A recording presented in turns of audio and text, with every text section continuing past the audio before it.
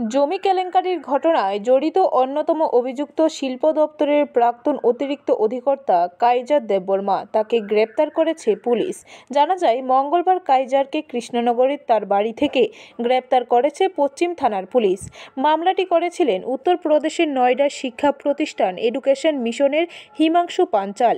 Himanshu world education মিশনের অধিকর্তা ছিলেন। কাইজার ছাড়াও উত্তম সাহা, দেবাশিস চক্রবর্তী, সুব্রত আচার্য, রাজেশ ত্রিপুরা ও বিপ্লব শর্মার বিরুদ্ধে মামলা করা হয়। ইউটিউবার রাজেশকে সাম্প্রতিক গ্রেপ্তার করেছে পুলিশ। তাকে পুলিশ রিমান্ডে নেওয়ার প্রথম থেকে কাইজারের নাম উঠে আসে অভিযোগ। দিল্লির ওয়ার্ল্ড এডুকেশন মিশনকে শিক্ষা প্রতিষ্ঠানের জন্য 133 খানি জমি দেওয়ার প্রতিশ্রুতি দিয়েছিলেন অভিযুক্তরা।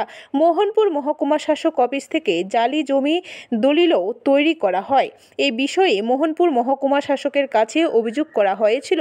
অভিযোগ অনুযায়ী দিল্লিতে শিল্পোদ্যোগী মেলায় কাইজার সহ অভিযুক্তদের কয়েকজনের সঙ্গে পরিচয় হয়েছিল ওয়ার্ল্ড এডুকেশন মিশনের অধিকর্তার।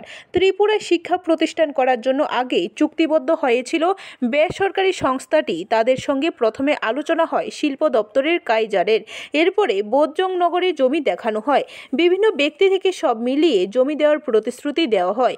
অভিযোগ দাখিলকারী হিমাংশু দাবি ছিল তার কাছ থেকে 1,25,00,000 টাকা অভিযুক্তরা নিয়েছিল। এই টাকার বদলে 48.52 একর জমি হস্তান্তরের প্রক্রিয়া হয়। উত্তরপ্রদেশের শিক্ষা প্রতিষ্ঠান সংস্থাটি পরে বুঝতে পারে এটা তাদের সঙ্গে প্রতারণা হয়েছে। প্রতারণা বুঝতে পেরে মোহনপুর মহকুমা শাসকের কাছে অভিযোগ করেছে হিমাংশু, কিন্তু এই অভিযোগের কিছুই হয়নি। শেষ পর্যন্ত প্রথম থানায় মামলা নেওয়ার পর গ্রেপ্তার অভিযান শুরু হয়। তারপর এই মামলায় গ্রেপ্তার করা হয় উত্তম সাহা, সুব্রত আচার্য, রাজেশ ত্রিপুরা ও উত্তম সাহা সহ অন্য অভিযুক্তদের।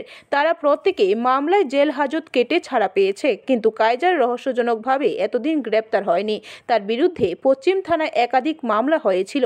আজ তাকে কোর্টে তোলা হবে। পুলিশ রিমান্ডের আবেদন করা হবে বলে জানান পশ্চিম থানার ওসি পরিতোষ দাস। গতকালকে আমরা কাইজার দেববর্মা যে এই কেসের এফআইআর এপি তাকে আমরা গতকালকে রাত্রে অ্যারেস্ট করি এবং আজকে 7 দিনের পুলিশ রিমান্ড চেয়ে আদালতে আমরা প্রেরণ করেছি। ঘটনাটা এরকম ছিল, ওয়ার্ল্ড মিশনের যে ডাইরেক্টরের কাছে তারা একটা জায়গা অবৈধভাবে কাগজপত্র করে বিক্রি করেছিল তারা সবাই। আর আগে যাদেরকে আমরা অ্যারেস্ট করেছি তাদের নাম হলো দেবাশিস চক্রবর্তী, বিপ্লব শর্মা, সুব্রত আচার্য, রাজেশ ত্রিপুরা, উত্তম সাহা। ব্যুরো রিপোর্ট, খবর ত্রিপুরা।